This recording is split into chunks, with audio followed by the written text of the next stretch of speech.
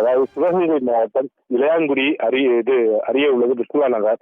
இந்த பகுதியைச் சேர்ந்தவர் சிக்கந்தர். இவர் தனது இடத்தில் வீடு புதிதாக கட்டுமான பணிகளை மேற்கொண்டு வருகிறார்.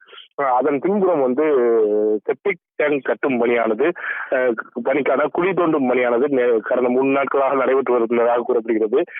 இதில் தீர்த்தரணி கிராமத்தைச் சேர்ந்த பாஸ்கரன் மற்றும் திருவுடையார்புரம் கிராமத்தைச் சேர்ந்த ராமையா ஆகியோர் அந்த பணியில் ஈடுபட்டதாக கூறப்படுகிறது.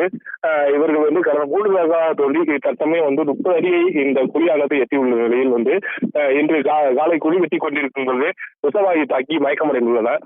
இதனை அடுத்து அப்பகுதியில் உள்ள மக்கள் அவரை மீட்டு தீயணைப்புத்துறைக்கு தகவல் தெரிவித்துள்ளனர்.